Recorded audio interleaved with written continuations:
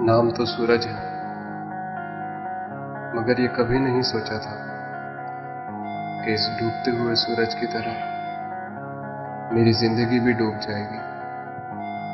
फर्क सिर्फ इतना है कि मेरी जिंदगी की शाम की कोई और सुबह नहीं थी। कितना समझाया था तुम्हें, पर तुम्हें कहाँ कुछ समझना था। अपने दोस्तों को देखो, नौकरी पे लगने की पार्टियां दे रहे हो, और मेरा बेटा डिप्लोमा के आखिरी साल में फेल हो गया। आज तक तो कुछ नहीं किया, अब तो कुछ करो। करने को तो बस अब एक ही चीज रह गई थी। अब नहीं जीना था इस दुनिया पे बोझ बन के, जहां मेरी हर हार का तमाशा बना दिया गया हो, जहां मेरे अरमानों की कोई कदर ही नहीं की जाती। कोई नहीं मेरा यहां, हार गया हूं, हार गया हूं।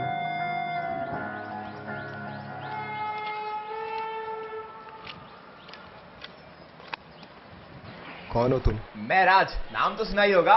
चले जाओ यहाँ से। अरे भाई, क्या प्रेशर है। यहाँ पर लोग सिर्फ दो प्रेशर से आते हैं, एक तो लाइफ का प्रेशर और एक वो जो पीछे दीवार पे निकालते हैं वो वाला प्रेशर। तुम्हारा कौन सा प्रेशर है? तुम्हारा कौन सा प्रेशर है भाई? सीधे सीधे बोल क्यों नहीं देते? आत्महत्या करने आए हो? करने आया हूं आत्महत्या। क्या वजह रह गई मेरे जीने की? जो दोस्त मुझे मेरे बर्थडे पे भी विश नहीं किया करते थे, आज वो मेरा रिजल्ट पूछ रहे। सालों को पता है मैं फेल हो गया, फिर भी माँ बाप को ऐसे ही भूल गए तुम? उन्हें तो कोई परवाह ही नहीं है मेरी। वाह वाह, क्या लॉजिक है तुम्हारा। रात रात भर वो तुम्हारे लिए जगे हैं, तुम्हें सुलाने के लिए। उन्होंने तुम्हारी कॉलेज की फीस भरने के लिए अपने कितने सारे लोन लिए हैं, उन सबको भूल गए तुम। क्या लॉजिक है तुम्हारा। जरा उन लोगों के बारे में सोचो जिनके बच्चे उनसे ढेर सारी उम्मीदें लगाए बैठे रहते हैं, फिर भी उनके पास उन बच्चों को देने के लिए सिवाय दिलासे के और कुछ नहीं होता।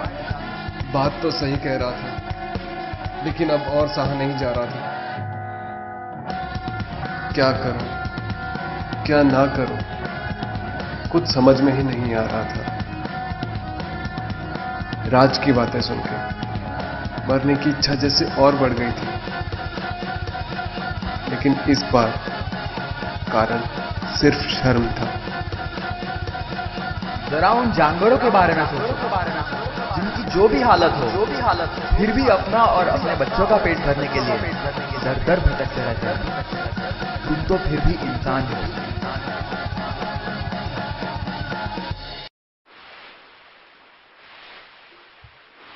और फिर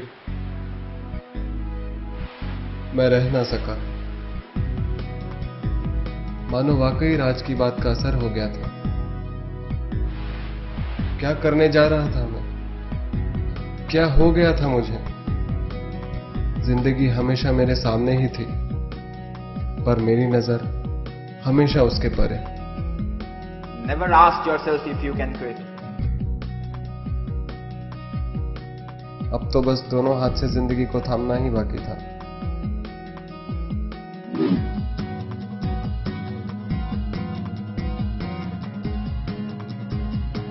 राज, सुसाइड? लेकिन अभी अभी तो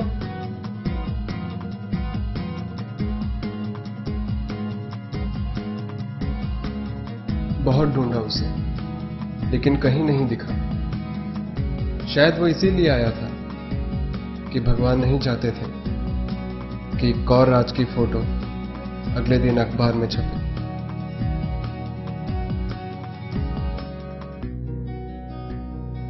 बहुत कुछ कह गया था वो, एक नई उम्मीद सी जगा गया था। मानो हर ओर, हर तरफ एक पुकार सी उठ रही थी। रुकी हुई जिंदगी मानो इस ट्रेन की तरह चल सी पड़ी थी। सवाल तो काफी थे मन में, लेकिन उनका जवाब देने वाला राज अब जा चुका था। उसकी बातों ने मुझे इन रेल की पटरियों से उतारकर जीवन की उन पटरियों पे लाके खड़ा किया जहां से सिर्फ मुझे अच्छाई और नेकी ही दिख रही थी। आज मेरा आधा मकसद पूरा हो गया। मैंने डिप्लोमा क्लियर कर लिया, लेकिन इन 6 महीनों में बहुत कुछ हुआ। उस घटना के बाद मैंने खूब मेहनत शुरू कर दी थी।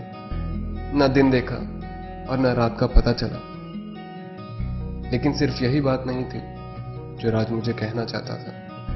मैंने अपने सारे दोस्तों को इकट्ठा किया और इस घटना का जिक्र उनके सामने किया। वो समझ रहे थे मैं क्या कहना चाह रहा था,